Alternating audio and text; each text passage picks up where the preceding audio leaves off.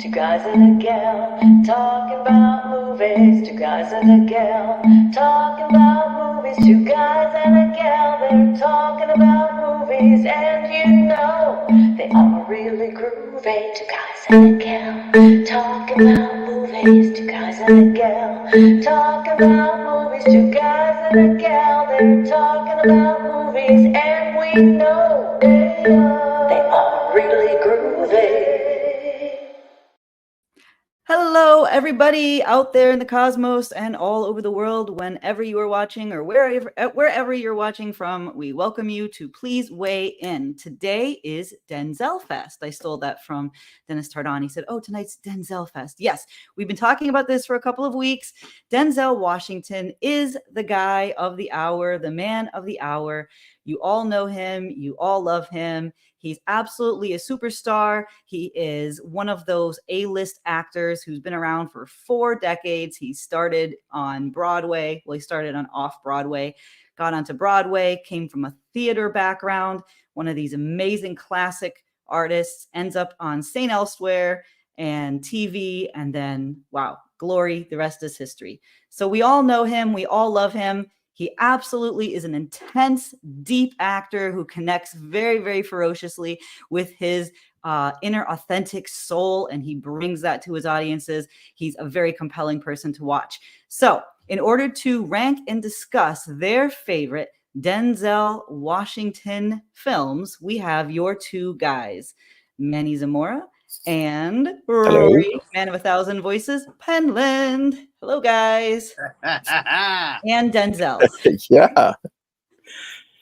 And he's handsome. Yes, I was going to pick a picture of him shirtless, but I promised Yes, I would. we will promise. I promised at the last minute I just couldn't objectify him. I looked at that face. I just said, no, I can't do it to you, Denzel. I can't do it. I don't know. Did you see him in Devil in the Blue Dress?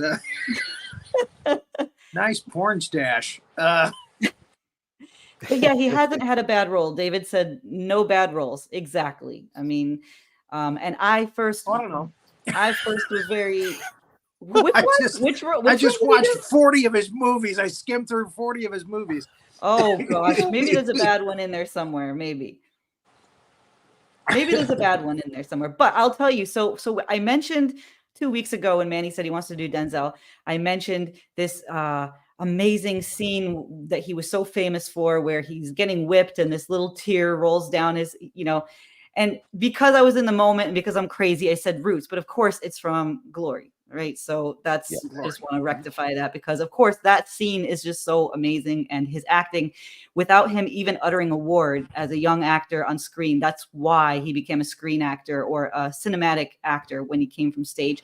He absolutely knows how to zero in, relate to camera, all of those little nuances, those micro expressions where he's not saying a word and his face is barely moving, but you know everything that he's feeling in that intense scene. So amazing actor. And then I'm going to turn it over to you guys. Manny, why did you want to do Denzel? And that sounded weird, but you know what I mean? We all kind of want to do Denzel. Who doesn't want to do Denzel? Who doesn't want to do Denzel?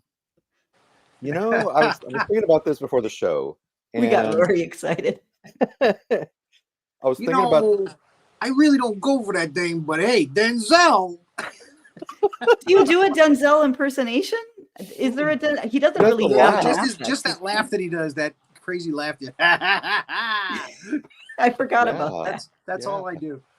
I forgot about that. Okay, Manny. So why did you? Are you lusting after Denzel, or is it deeper than that? Oh, it's always much deeper than that, of course. Okay. No. That's not what I heard. I was thinking about been reading The Bathroom Wall again. No.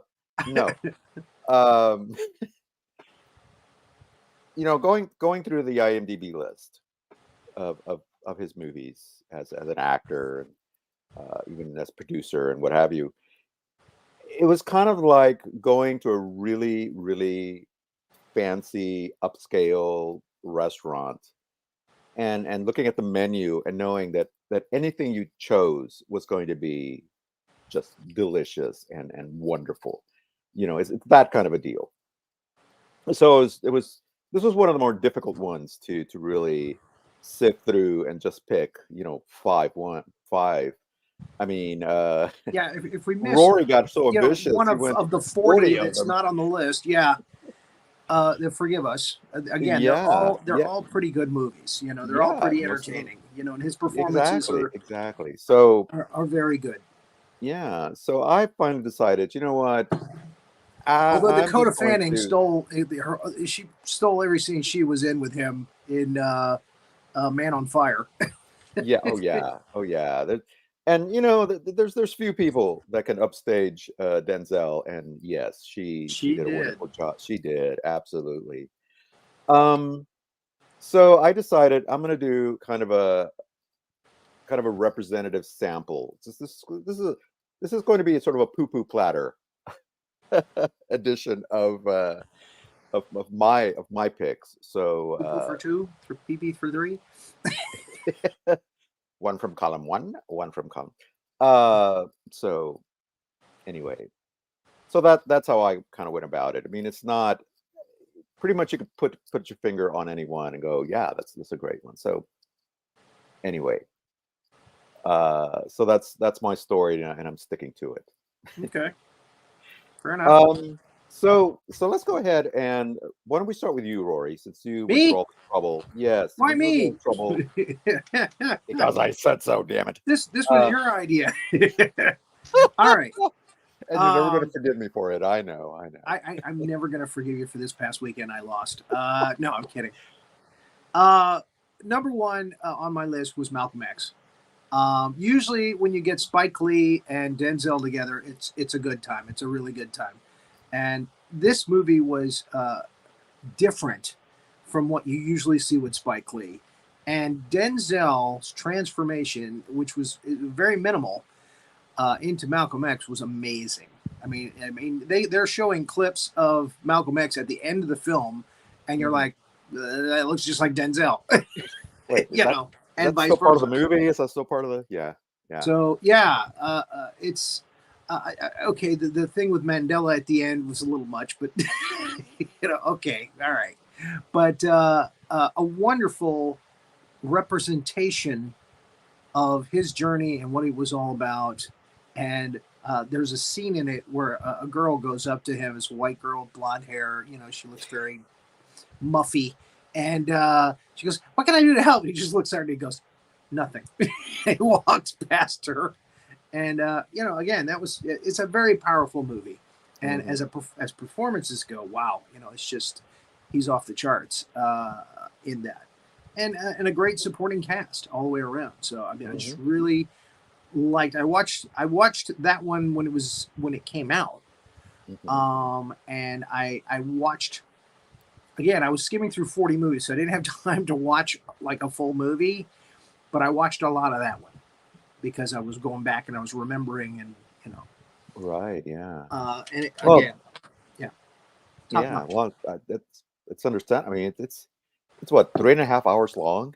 At least the version I watched was like, this is not even the director's cut. This was the theatrical cut. Was like watching War and Peace. Yeah, but yeah, great choice. Yeah. Yeah. Well, my number one is probably going to be a little bit different. It might be a little surprising. I don't know, but my number one was Flight.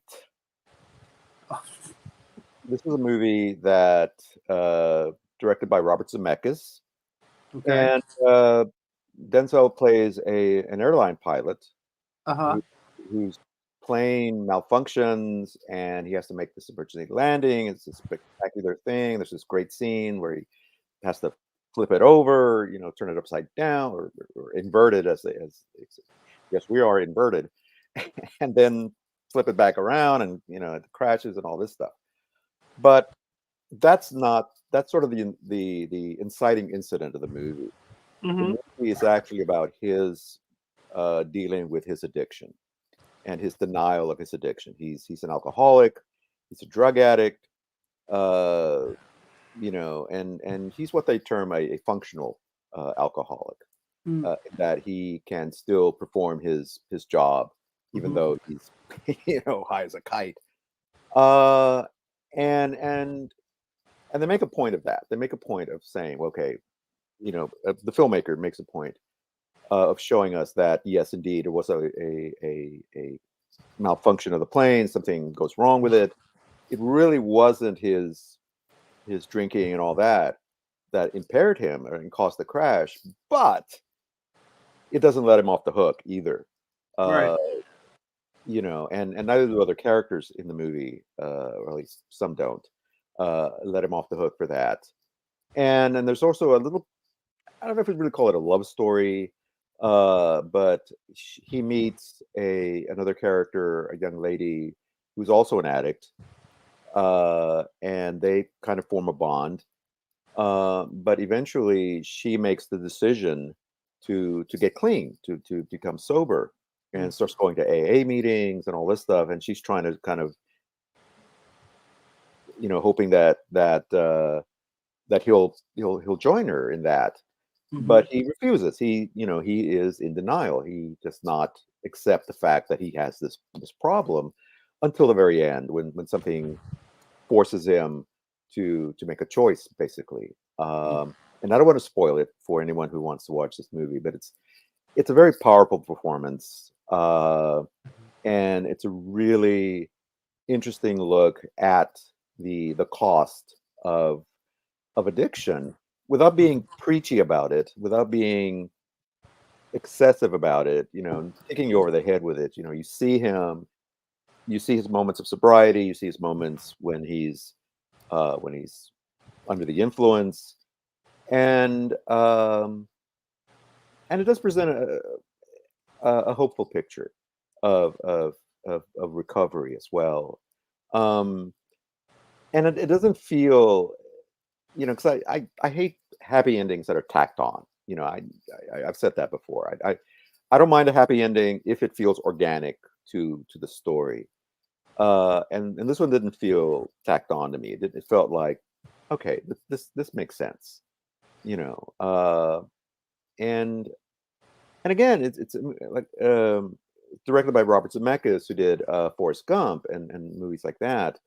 And it felt a little unexpected from him, because usually very, sort of, I don't want to say light, but well, yeah, it's actually a bit lighter fare, but this one Right. really gets Well, serious, I mean, really gets heavy. Castaway and that Yeah, was a Castaway little also. more serious for Yeah, Zemeckis. It's not like the first one he's done. But again, you're wondering, why isn't Tom Hanks the lead in this film? And he's like, "Oh, I'm shooting another pilot movie for Clint Eastwood. I'm sorry."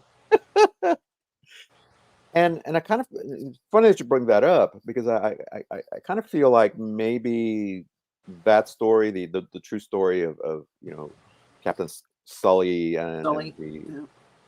the landing in the Hudson and all that, may have inspired a little bit of this movie, because it has a kind of the same sort of, I don't know, the same situation, Okay, but hear me out.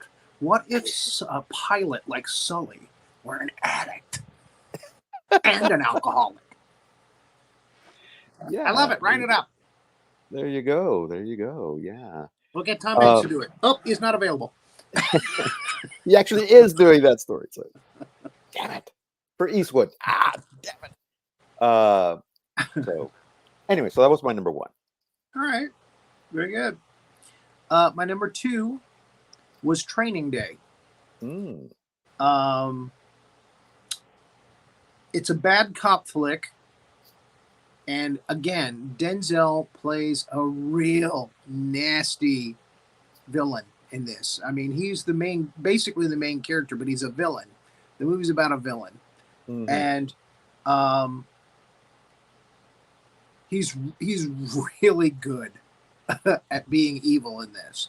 And you have Ethan Hawke, who's playing against that. He's trying to learn how to be a good cop, and unfortunately, he's got this guy who's a really bad cop teaching him, this is how we're doing down here. And he sounded like Bob Zemeckis. Sorry. Again, I don't want to spoil the movie for anybody, but it has a lot of twists and turns, and you just hate Denzel in this, but it's such a good performance and so different from everything else that he's done. So I was kind of blown away by it. Never seen it Cool. before, so until this weekend. Okay. And Okay. that's my two. All right. So my number 2 is Malcolm X, which we talked about. I I went back and forth between either making this one number 1 or the other one, but finally it's like, okay.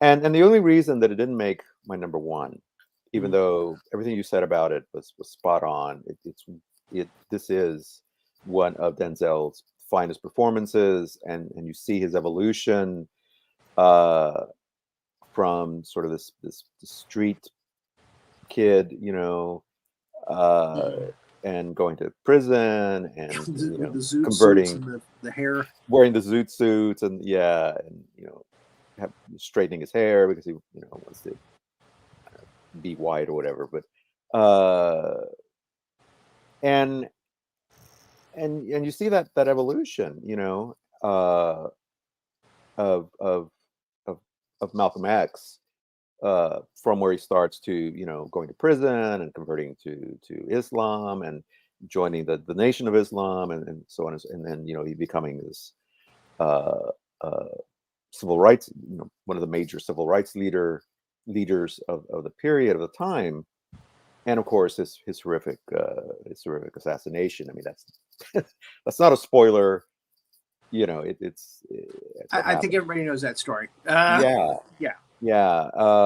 But to see it sort of graphically portrayed in the It movie as it is, it is it really one of kicks the you in the face. weirdest assassination scenes. Yeah, I gotta say, Yeah, the guys running and trying to get away. That whole, and of course, Malcolm X was there with his family. His kids were there. They watched it. I didn't know that. I didn't know that part. yeah, Um, so yeah, it was just very strange, horrific, how it all went down. yeah, yeah. The only well, one of the reasons why it didn't make my number 2, or didn't make my number 1 rather, Mm, was I as much as I enjoyed the movie, as I really, I mean, it's a great movie, and if you really want to learn about that time and the struggles that African Americans went through, and are really, come on, they're still going through mm, today. yeah, This is a great primer. But that said, I felt like Spike Lee laid it on a little thick.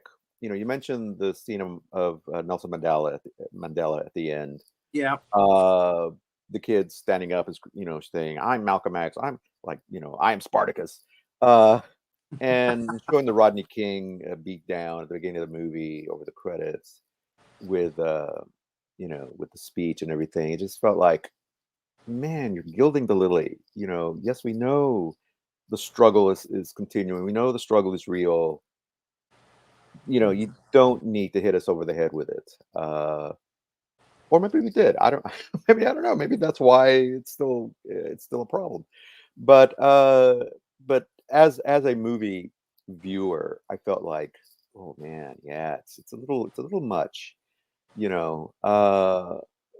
You Again, know. as I said earlier, I thought the Mandela thing was, it looked staged. Yeah. Just I Oh was yeah. aware of the fact that Mandela probably never gotten in front of a class and did this. Yeah. Yeah. That was my feeling. He was just Yeah. doing it Oh, because it was Spike very Lee obviously arranged staged. it, got it set up, and they got video of him doing it, Yeah, or but film of him doing I mean, overall, no. I mean, that's not to I mean, the movie itself. Once you get into the movie it. and you see Malcolm's story played out, uh, it's a great movie. Once you Yeah, get it's a very past the powerful the the, the script. propaganda, Again, very uh, powerfully very executed, powerful. and And the other reason, you the other feel reason it didn't, it's real yeah, until the very exactly. end. And I think that's another reason is that when an actor is playing a real person, Hmm. it becomes a little bit harder to judge his performance because you have to wonder, okay, he's not playing a character, he's playing a real person. Hmm. So now you have to judge it, how accurate is this to the real person? I mean, like you had Jamie Foxx playing Ray Charles and just nailed Right. it. I mean, you really believe, okay, you almost stop believing that that's an actor and that's actually that person. Right. In the respect, And in that respect, the biggest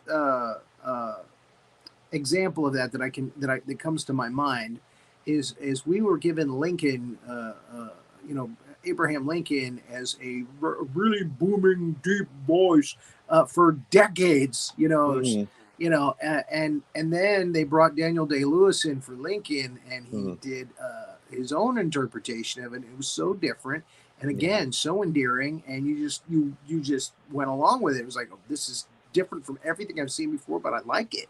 You yeah. know? Well, the reason for that is because there are descriptions of him speaking, Mm. and from what I understand, Lewis and probably Spielberg said, we need to make this as accurate as possible, Mm. and if this is how people thought he sounded, then that's what we're going to go with, and Yeah, that's why he had that voice, or yeah. that's why he spoke that way, because Mhm. apparently that's how Lincoln actually spoke. He had this kind of high, reedy voice. Um, Yeah, but you mentioned the actual newsreel footage of there she the real is. Malcolm X, and yeah, I mean Denzel nailed the voice, nailed the mannerisms, the hand on the face and everything. I mean, it was spot on. So on that level, yeah, he absolutely succeeded. I think Mhm. Renee wants to say something. Yeah, well, I Yes. wanted to talk about it. First of all, it's a bit of a joke with people who are, with my friends, but I'm afraid of Abraham Lincoln, which is not that rare. A lot of people are afraid of Lincoln because he was big and hulking and weird and very morose Lincolnophobia? and saturnine, and Yeah, he was he actually a fought weird guy. vampires. Yeah, and the big top hat, and then one of the I think Carney Wilson, Brian Wilson's daughter, even had an apparition that looked like him. Like a lot of people see ghosts that look like him, and then there was that weird thing where his body was dug up like 6 months after he died or something, and it was really creepy, and he had mold all over him, and he's kind of a grotesque figure in like a lot of ways, even though like obviously I'm a fan of Emancipation Proclamation. I'm a fan, but it's like he's kind of creepy. So I tend to know a lot about Lincoln because I'm terrified of him. And so Manny, I thought that was so great. Yeah, like he famously, even though he was so tall and that he had a nasally high pitched voice. And Right. Yeah. nowadays he probably would not have gotten as far, but back in the day, print was much, I mean, they didn't have social media. But yeah, he had kind of like a loud, like a weird high Yeah. voice. And If that's the way you feel about it, yeah, I yeah, understand. I that's understand. how he Yeah, actually sounded. So yeah, they tried to yeah. incorporate that into the thing. But I It wanted to wasn't talk. Royal Dano, Yeah, four and 7 years ago. it was not at all a baritone at all. It was not a pleasant dulcet tone at all. It was very unpleasant to listen to. But I wanted to talk about Denzel in Malcolm X because that's one of my favorite movies of all time. And of course, I read the book that it was based on, the autobiography, and he absolutely knocked it out of the park because I think just even innately, I know Denzel's such a gifted actor, but at the same time, he brings this innate sort of erudite, scholarly, you can tell he's kind of like an intellectual. He brings that to the stage. He's very sophisticated looking and acting. I never like when he tries to do like more of like a shady character, although Training Day was ornately interesting. But Hmm. I never like it because I don't think he pulls those off as well. Malcolm X was an intellectual. He was a scholar. He was someone who was a brainiac. And he was very vulnerable. Like in the book and also in the movie, they did a great job showing this love story of betrayal between Elijah Muhammad and who really was like the guru for Yeah. Malcolm X. And they show Malcolm X, really, he was a very vulnerable, loving, trusting character. For all of his smarts, he was also kind of emotionally open and gullible to a way. He had an open, innocent heart, and he loved this Elijah Muhammad. And then when he gets betrayed and he finds out that the guy is basically a sham and is using him, and it's like a love story, and it shatters him. And he even has a vision of Elijah Muhammad when he's in jail when Elijah Muhammad's still alive, but he literally is so obsessed with this guru that he's even, you know, having visions of him, and he believes in him long past the point of no return. I mean, most people would have given up on this guy a long time ago. Malcolm X didn't. And Denzel naturally brings that. It's not effeminate, but it's like there's a softness to him, that sophisticated softness. It's a beautiful, when you think Malcolm X, you don't think soft, but really he was vulnerable. He was soft. He was bullied as a child, you know, and he brought that dimension where another actor might have come more with the Spike Lee sort of like hitting you over the head. This is a firebrand. This is an activist, a pioneer.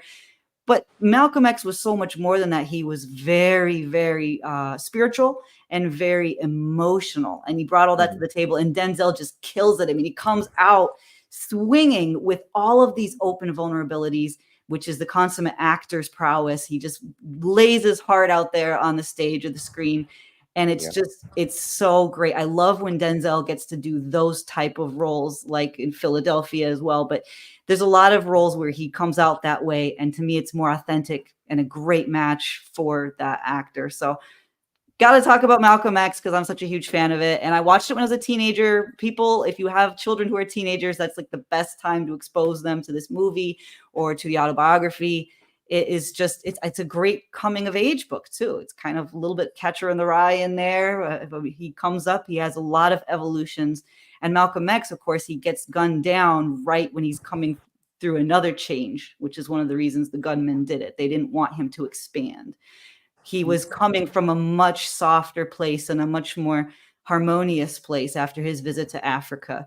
And I think Denzel just got that so right. He just connected with that audience and connected with that character in a way that was visceral. So when I think Malcolm X now, I just think of that Denzel.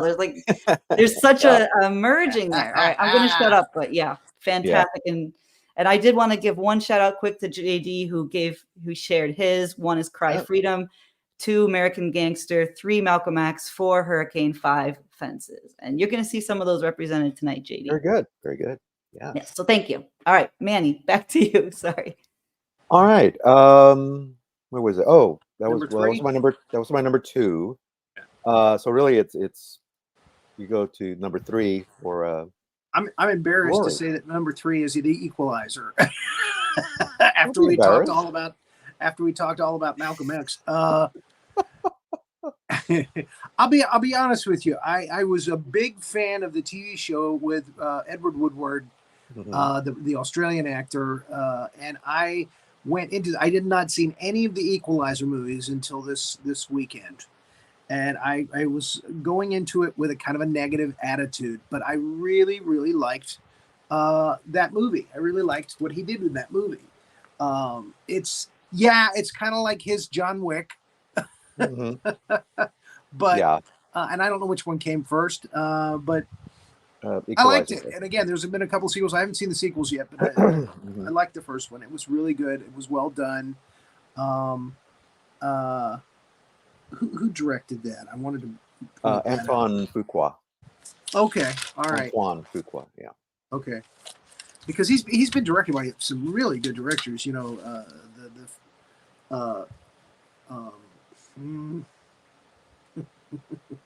Tony Scott and his brother Ridley Scott, yeah. And again, Zemeckis and Spike Lee. You know, he gets top directors. So yeah, I like what they did with the Equalizer. It was a lot of fun to watch, and the villain in it was interesting. I'd not seen him before. So I thought he was very good. The one, the ultimate villain, the one they finally get to. Yeah. And again, the Russian mafia all over again. You know, it's like it's the go-to now. This past decade. Oh yeah, let's do the Russian mafia again. You know. Yeah. But again, a good solid movie. The girl in that. Chloe Moritz. Yeah, Chloe Moritz from Chloe Kick Grace Ass, Moretz. and the wonderful vampire movie. Let the Right One In. Let the Right One In. Yeah. Yeah. Ooh. Yeah. I'm keeping an eye on her. She's something. Oh yeah. Yeah. Well, awesome. Yeah. So my number 3 is actually Man on Fire, Okay. which you mentioned. Uh and that Plan was something directed. happy afterwards. Well, I don't know about that, but Doesn't have a happy ending. Well, does not for not him have a anyway. happy ending. But Not if you love Denzel. yeah, exactly. Yeah. Oh But look, I'm her now. I'm Dakota Fanning, peeking around the corner. but yeah, she was wonderful. Like you said, pretty much stole the picture from Denzel. But of course, Denzel is just amazing. Again, another Yeah. very wounded character. Former CIA operative. Again, with a drinking problem. Another alcoholic character. Who Totally becomes a body alcoholics. Ah, yeah, ah, ah, who becomes a bodyguard to this little girl, for this ah. couple who living in Mexico City, where there's been a rash of kidnappings, and Yeah, they we actually find start out the film by saying that there are so many kidnappings there, and like 70% of the victims, the kidnap victims, don't make it. yeah, yeah, They get the um ransom and then they kill them. right, exactly, yeah. So yeah, it, and like most of, well, I would say most of them, but it seems like his when he does an action movie, or a movie like this, it's not like just action scene after action scene. It's not like a Schwarzenegger movie or one of those. It's Right. more of it's a slow burn. It Okay. takes its time before, but once the action ramps up, it ramps up. And And of course, there's Christopher Walken. yes. So you got that. Yeah, I mean, it's another, yeah. You have Christopher Walken, Mickey Rourke is in this, Giancarlo Giannini, who's a great Italian actor, he's in this. So just a superb cast. Uh, Mark Anthony, who's better known as a singer, a Latin singer, he's in Mm-hmm. this. Just a really really good cast, and a really good story. Uh, Tony Scott kind of really went for a very stylized look for this movie. He does some things with slow motion, and a lot of fast cutting. It's very kind of 80s MTV, kind of Miami Vice kind of feel to it. Uh, much more than he did with another movie that we talked about with Denzel, Crimson Tide, which he also directed. But that had a really good use of color as well. But this one, he really went for a much more almost an abstract, uh, kind of almost a dreamlike quality for it, which I guess kind of fits. Being this is set in Mexico, which is there's a lot of color there, a lot of but yeah, it's very stylish, but it's not. I don't think it's a case of style over substance. I mean, there's some good stuff in there as well. So, Hmm. anyway, so that was my number 3. Okay. My number 4 was Philadelphia. Mm. Him together with Tom Hanks. Wow. Hmm. What a combo. Hanks, of course, plays a man who's been fired from his company because they found out that he had contracted HIV, contracted AIDS, and he was a lawyer, and he wants Denzel Washington to be his lawyer on his case. And at first, Denzel doesn't do it because he doesn't know enough about HIV, and he's scared. like everybody was at that time. Mm-hmm. So there's a scene where it changes. He's in a library, and the library attendant, is telling Tom Hanks, "Don't you want a private room, to do your research?" And Denzel watches all of that scene go down, and how he's being, treated differently because of his condition, and he decides to take the case on. And Jason Robards, Mary Steenburgen, it's got a great cast. And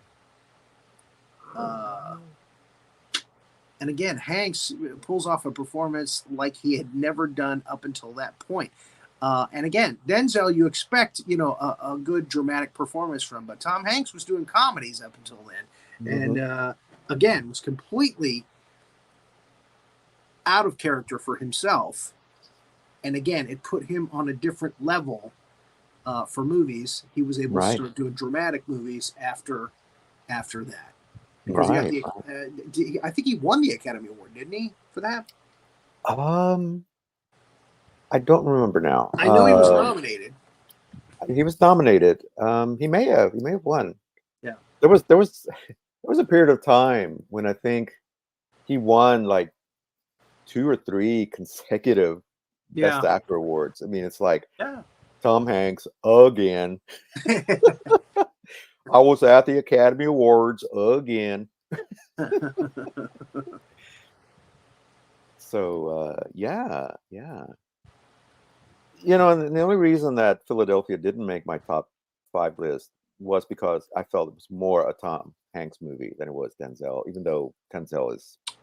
It is more Tom Hanks's movie, yeah. But this is I agree with you totally. But again, both performances are so awesome. And still a great movie in its own right, yeah. And again, you just love the message of it. And again, the supporting cast is so wonderful. It turns into a courtroom drama in the last part. Yeah. And it's just, even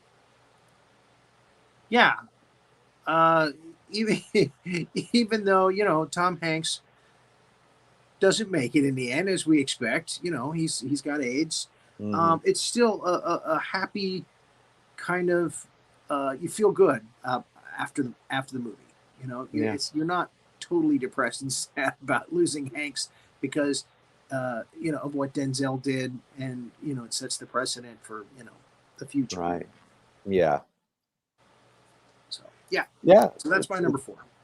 Yeah. Okay, well, I made a mistake. Actually, Man on Fire was my number 4. My number 3. What was your number 3? So my number 3, which is now number 4, is Training Day, which we talked about. Okay. Which you talked about earlier. Yeah. Yeah. This is probably one of the few times where Denzel has actually played a bad guy. He's played a villain. Yes. It was frightening. It was brutal. And Ethan Hawke goes toe to toe with him. Yeah. As far as not only as characters, but as actors as well. I mean, he's right there with him. Just a great movie. And you talked about The Equalizer earlier. It was also directed by Antoine Fuqua. In fact, I think he's done like 4 or 5 movies with him, with this particular director. And I'll just go ahead and just skip ahead and say my number 5 was also The Equalizer. Okay. Which I had recently watched, and I enjoyed him. Chloe Moritz was excellent. The villain, and I thought about the connection with John Wick as well. I thought, this is John Wick. This is another. No dogs were killed. Just want to get that out of the way. No dogs were killed in this motion picture. Are killed in this movie. If you haven't seen this movie, I know we've mentioned John Wick. Don't expect it to be John Wick. it's again, it's another slow burn. Takes a It's the while. genre. Yeah, it's in that genre. It takes a while for it to get going, which I like. I think that's one of the things that I liked about it, and maybe it's one of the things you liked about it is it takes its time to establish these characters, Mhm. establish their Yeah. routines, because Denzel's character of Robert McCall, who, again, like you mentioned, was played by Edward Woodward in the TV show, Mm. and who lately was played by Queen Latifah of all people in a remake or reboot of the show. Roberta McCall? Robin. Her name is Robin. Robin McCall. Oh, on the show. But Denzel, yeah. It seems like I he has a little skimmed bit of over that at IMDb when I was doing my research, and I was like, "What?" yeah. Um, so he has a very set pattern, very set routine. He has insomnia a lot of times, and he goes to this diner and always sits in the same place. I guess it's become his booth or his table, and you know he moves his utensils. Has to have in a very specific place, and he's reading these books and so on. And Glory Grace Moritz plays a young Russian American. I don't know, it's just Russian or Russian American or whatever. Uh, she might be Albanian. I'm not sure. Um, a prostitute, basically, uh, who She's a hooker. she's a hooker, who Denzel kind of befriends, and she kind of what happens to her in the movie is kind of what kicks off the action, uh, and it's just a good little action movie, Yeah. and it's always interesting to see a character that's incredibly competent in what they do, even though what they do is kind of brutal, kind of He's kind kill of people yeah, he just kill people. Um, systematically.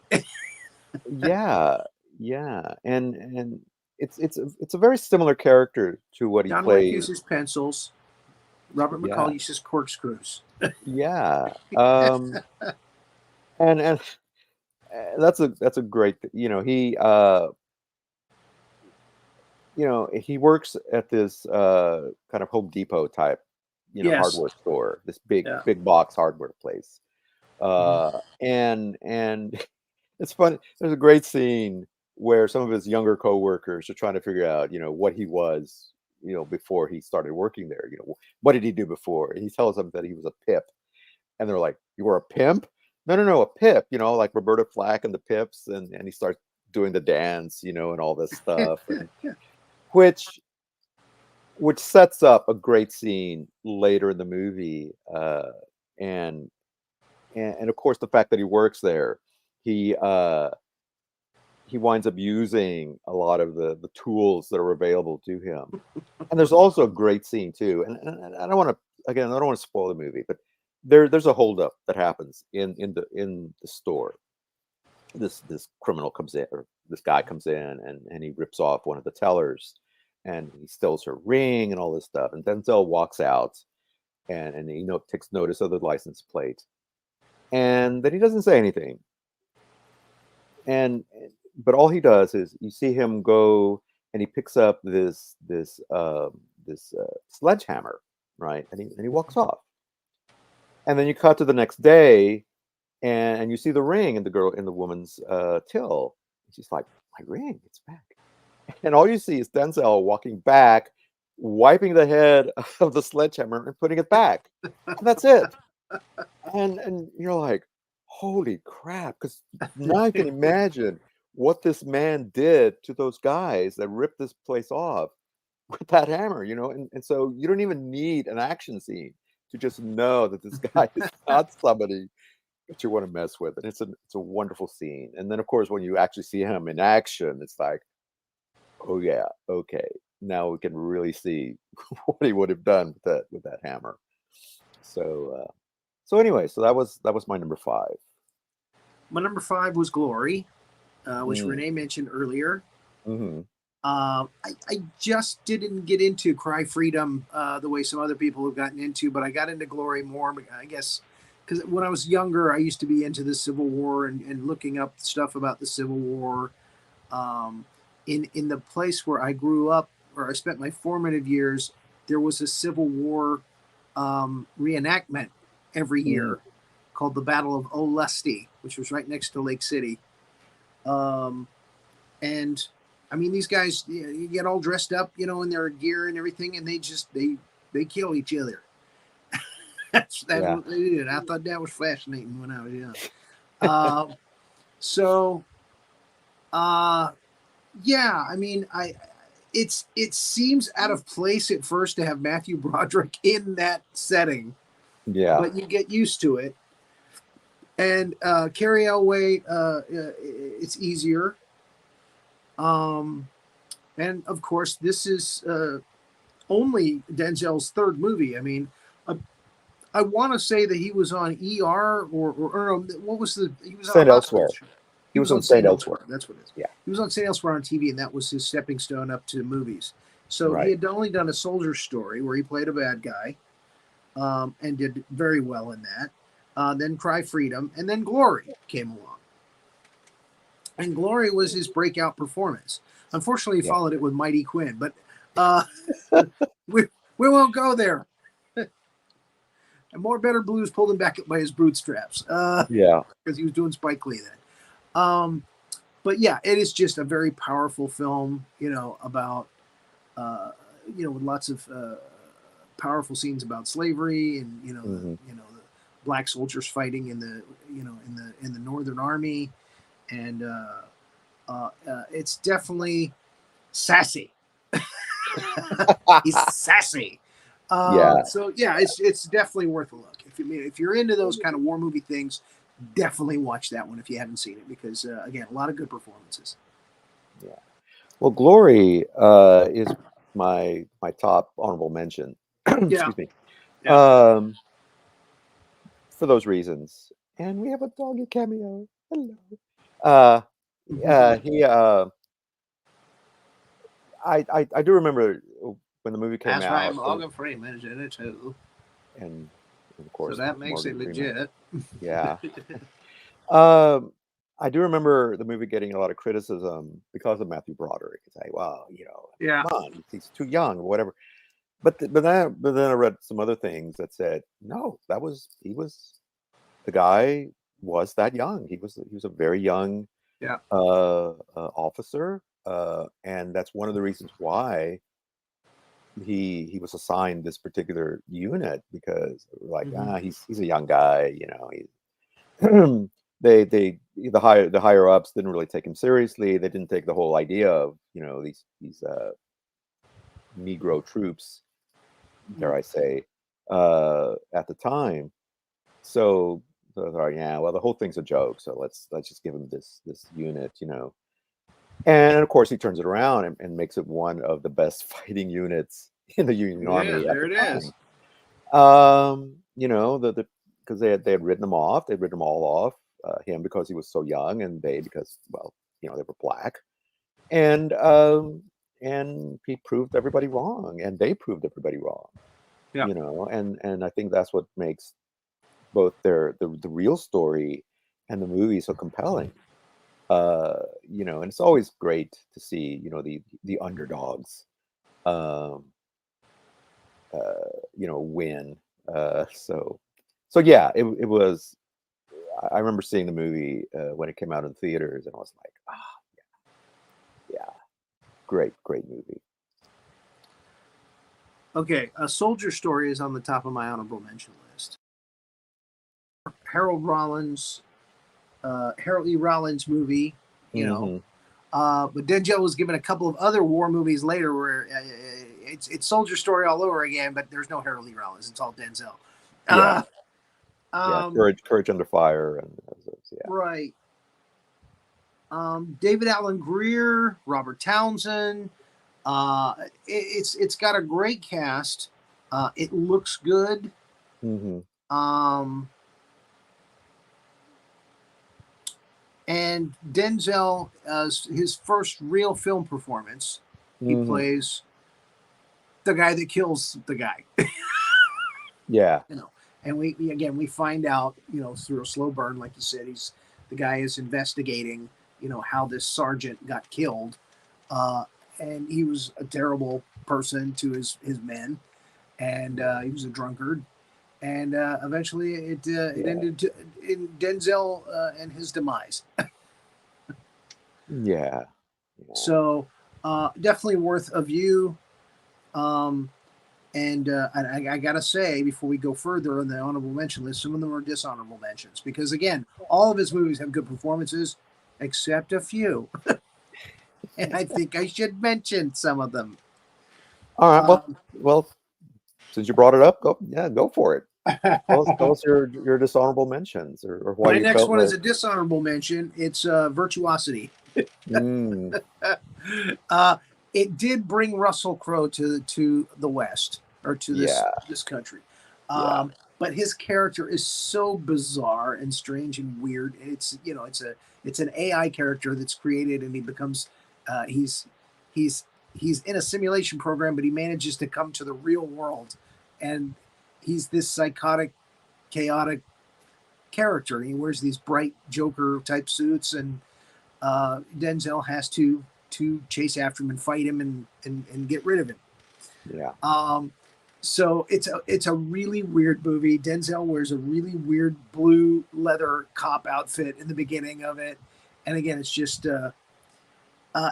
for laughs. Watch it for laughs.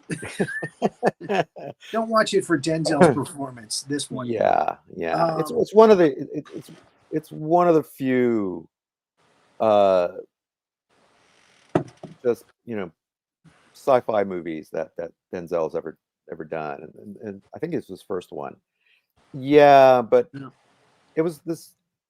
I thought about that one, and I thought, well, this was really more Russell Crowe's movie than it was Denzel's, even though they're both sort of top lined in it. But yeah, it was.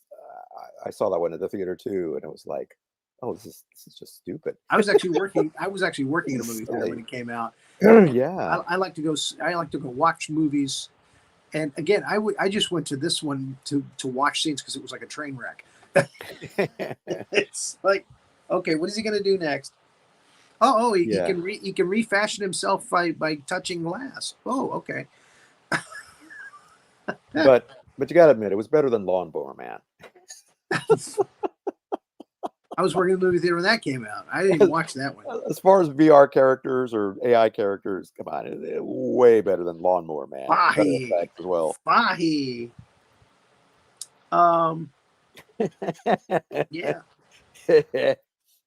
Sorry.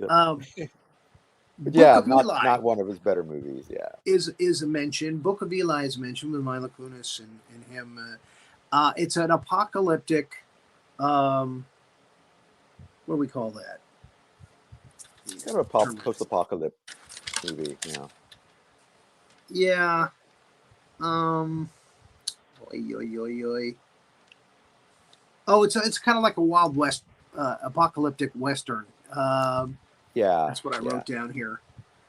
And again, it's got Mila Kunis, Josh Brolin. Oh no, that's American Gangster. I'm sorry.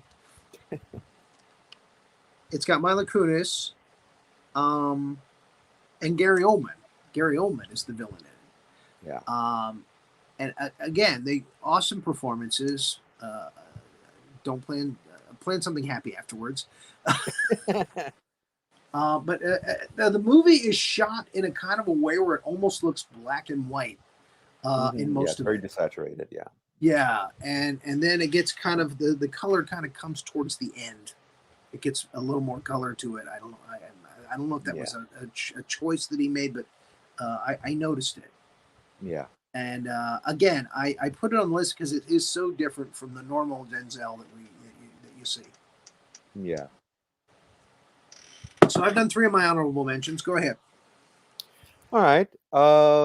Well, one of them you actually mentioned is American Gangster, Mm. where Denzel reteams with Russell Crowe, although Russell he's not Crowe a again. virtual character this time, but a real detective. Now, And I felt like the ending of that one got tacked on. It's like, okay, it didn't yeah, work with test audiences. Let's shoot a scene of them walking up the street together. well, I almost feel like they were kind of going for, well, I don't know what they were going for, uh, but it's based on a true story. I mean, it's based on a Yeah, real character. Denzel plays a real character. Well, I think they're both real characters. yeah. Uh, and but yeah, it does feel a little weird. Um, I was going to compare it to Heat, but no, it's a different kind of movie. But still, Actually, I wrote the message Scorsese light yeah, next to it yes, because yeah, yeah, instead of it did you feel get Armand it had a Assante, you know, yeah, it did have a little bit of a Scorsese feel to it. you Yeah, don't you're get De right. Niro Pesci, you get Armand Assante, you know. Yeah, yeah, but still. Um, but again, another. Does has Denzel ever really made a? I mean, yeah, the movies themselves might not be very good, but has But he his ever made a performances are bad good. Even in the bad performance? movies, his performances are noteworthy. Yeah. Yeah, that's what's so crazy. The Mhm. movie may be crap, but, but he's actually very good in that. But Denzel's Uh, good. but Denzel's good. Denzel did a Um, solid job. um, but no, American Gangster. It's a good movie. I mean, it's kind of standard fare, like you said, Yeah. Scorsese light, but still, I mean, it's not something you're gonna go, no, it's a good movie. One of my other, um, another one, and this is another action movie that he did called Unstoppable, where he Yeah. plays a On the with train. the train engineer Yeah. along with Captain Kirk, with the other Captain Kirk, Chris Pine. Chris Pine as his like co-engineer or whatever. His And father was again, the desk sergeant on Chips. Do you know that? Robert Pine. no, I He's did not also in know the that. movie the Munsters Go Home. Oh, uh-huh. and No, I and didn't again, know he's that. a pretty Wow. boy, or he was when he was young, Yeah. But yeah, by the time he got to be this desk sergeant on Chips, he started to look a little older, and his hairline started to recede a little bit. Any case, I'm sorry, I digress. That's okay. We're here to educate and inform. Uh, but uh, but yeah, I mean, it's a solid little action movie. Again, nothing too serious. It's just one of those, and it's not it's not one of the movies you expect, a powerhouse like Denzel to be in. But again, it turns in a really good performance. And it's your standard sort of runaway train movie. I think there was another movie very much like it, but I'm sure there've been other movies like it. But yeah, I as far as an action movie is concerned, I enjoyed it. It's a good, Mhm. solid, Understood. solid movie. Now, on a more serious note, Denzel a few years ago did a movie called Fences, uh, Mm. which with Viola Davis. Fortunately, I didn't have time to watch it, Oh, well, but I when you get heard a chance, the reviews are very good on it. yeah, yeah, it's I think it's based on a stage play, and it does feel that way. It does feel a little stagey. Uh, it's very dialogue heavy. Uh, oh, shall we hug? And the wonderful Viola Davis is in this movie, Mhm. and they play a married couple. He is, he plays a dad to this young man, and it's about fathers and sons, Mm. and sometimes how they wind up clashing, and it's set in the 50s, uh, so there is an element about talking about the racism of the period and so on, but it's a very good movie. It's almost I would compare it to a Raisin in the Sun with Sidney Poitier. as far as that kind of Okay. family drama. So, Somebody mentioned taking of Pelham 1, 2, 3, and that mhm. was my next one. I was going to mention in my honorable mentions. Yeah, That's my number 4. yeah, Yeah, that deserves a note. yeah, John Travolta as the guy that takes over the train, yeah, and Denzel, trying to be the guy who talks him out of, killing people and killing his right. hostages, that kind of thing. And um, there is another movie, John. Oh, that's John Q. Yeah, John Q, where he actually is a guy who takes over a hospital because his son needs a heart transplant. right. Yeah, yeah, That one was kind of silly. Kind yeah. of It was. ridiculous. And with Robert Duvall doing his best to try to turn in a good performance, sidekicking Ray Liotta, and that one is kind of weird. Anyway, Yeah, but taking a Pelham 1, 2, 3 is much more serious, and I took it as such. And yeah, interesting yeah, ending. yeah. Um, I got to tell you though, the only reason that the Taking of Pelham 1, 2, 3 didn't make my list is it just was, to me, it just wasn't as good as the original. There was an earlier movie with, I believe, Walter Matthau was in it, which to me was just a better movie. As far as a remake is concerned. Denzel was doing Walter Matthau. I don't know if Matthau, I should have I should have done a little bit better research. I don't remember if he was the bad guy or if he was the good guy. I think it was the good guy in this one, in that one. I'll have to take a look. Oh, sorry. I'll have to take a look. Yeah, Long dated. but yeah, as far as a remake is concerned, yeah, I just didn't feel it lived up to the original. You know, um, so that's the only reason why it didn't quite just make it for me. In fact, I'd kind of forgotten about it until I saw the list, and I thought, oh, he was in that. See, it was just that forgettable, at least for me anyway. The Um, Tragedy of Macbeth. yeah, yeah, in fact, it's I haven't seen that one of his one. recent And I movies. played Macbeth back in the day. Um, I had two Tomorrow others and that I wanted to tomorrow and mention, and I tomorrow. didn't tell Renee about these two.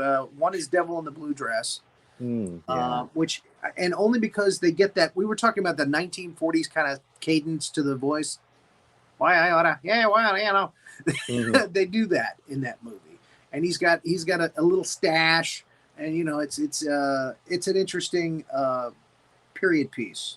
yeah, yeah, yeah. Um, That was based on a series of books yeah, about that detective. Um, what's his name? and remember the Titans I is remember the Titans. Yeah, college football, or is it high school football? High school high football. school football. Yeah, Yeah, high school football film where he plays the coach. yeah. And I very think good every film. actor has to play a coach at some point in their career. Any You dramatic know, actor has to be a any coach at dramatic least once. actor has to At do. least once. You get Gene Hackman, Hoosier, Denzel with this one. I think Morgan Freeman probably played a coach at some point. Anyway, but it's the same movie. I mean, it really is the same movie. I think. Yeah, And yeah. when I saw And Titans, Pacino, yeah, Al get out Pacino, there and yeah, move. yeah. It Oh. reminded me, and that's why I brought up Hoosiers, because that reminded me of Hoosiers. You know, and it's always the same movie. Get the coach who has to get this team that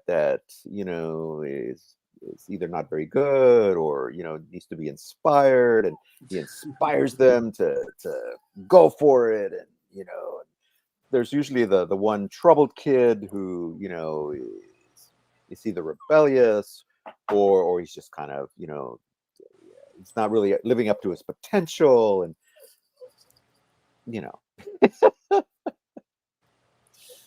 it's that. So yeah. So again, that's why I didn't make my It'd be list. interesting to see the Training Day character as the coach in Remember the Titans. Yeah. Also, I wanted to mention Mississippi Masala, which is racism within races. Interesting. Yeah. He's trying to date Indian girl. Yeah. Not Native American, but from India. Yeah. Yeah. And the guy that's one of the villains in Indiana Jones and the Temple of Doom plays the father in that. Mm. And yeah, I can see why he's interested in the daughter. Yeah. But yeah, worth a look. Yeah. Yeah. Ricochet, not sorry. a good cop movie. Ricochet, not a good cop movie. They tried their best. They put Kevin Pollak in it. Lithgow actually has the line, "Back off, donuts." So that should tell you. I forgot about that. Yeah. That should tell you right there. Back off, donuts. Yeah. Meaning Denzel. He was disrespecting Denzel, calling him donuts. Because he's a cop. And we have lines like that in cop movies. But at the end, Denzel says, "I'm gonna get you, sucker." No, he doesn't. He doesn't actually say that. "I got you, sucker." No. That was just terrible, terrible, terrible writing. Anyway, worth mentioning a dishonorable mention. Yes, Titans cast was very high quality. I can't remember the guy that plays the assistant coach who is like working against him for most of the movie up until the end, until the last third of it. But he's always really good, especially playing bad guys. Mm-hmm. Can't remember his name off the top of my head. But he and the team all come around to coach Denzel by the end of the movie. All right. That's it for me. Those are my picks. My do we lose Manny? Do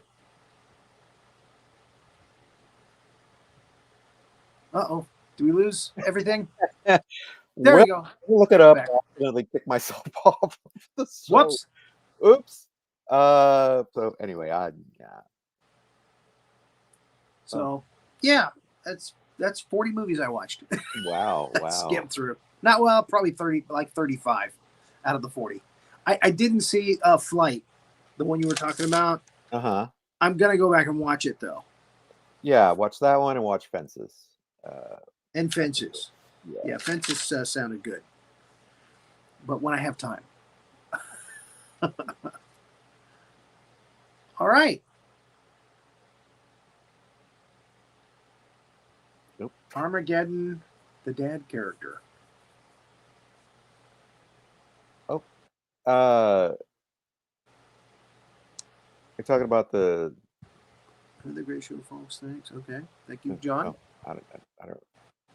I blocked Armageddon out of my memory as well. You blocked out the Bruckheimer boys, huh? I blocked that one out. Yeah. Yeah. It's that Aerosmith song.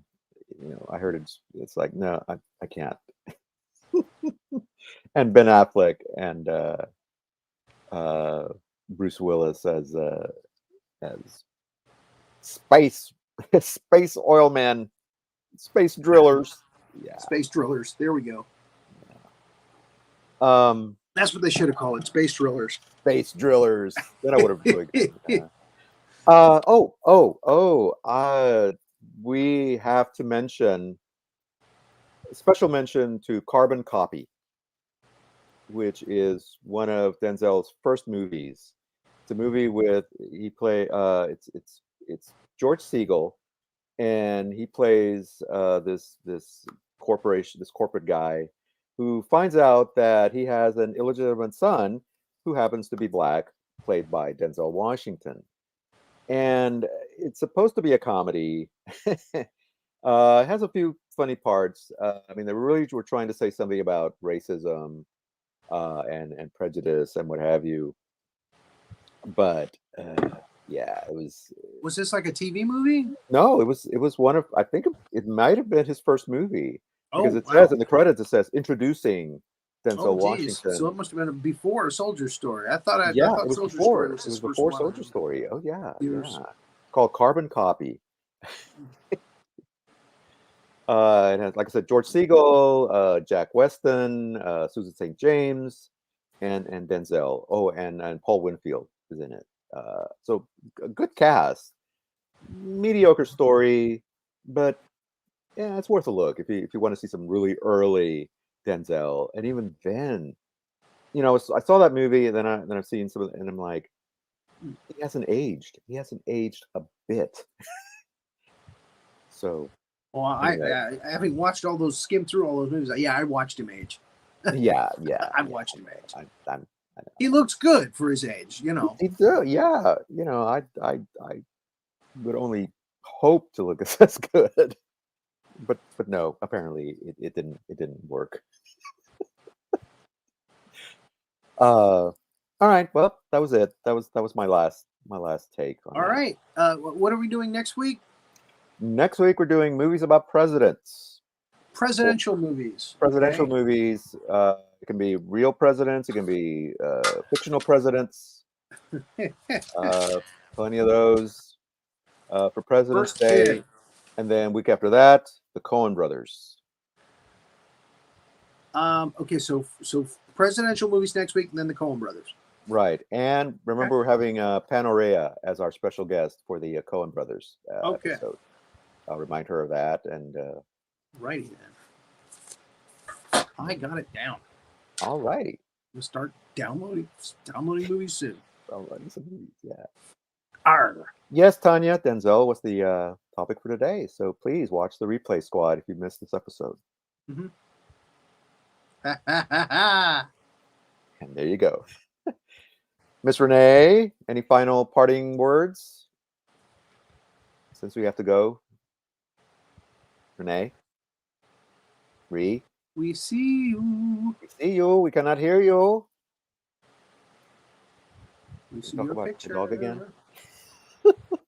Can you see or hear me? Yes. Yes, I we can hear you now. Yes. Excellent. Okay. Thank you, everyone. I said Tom Cheshire will be pleased we went over.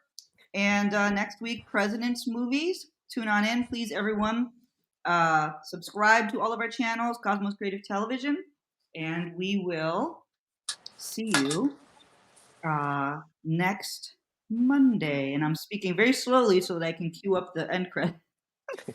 There's a reason why I'm speaking like I'm going through molasses. Okay. It's very, yeah. Where the heck is that thing? Goodness. Okay, I found it. All right. Good night, everybody. Thank you, everyone. Good night. Thanks for watching this episode of Two Guys and Sometimes a Gal Talking About Movies. Be sure to like, subscribe, and click that notification bell to get future episodes.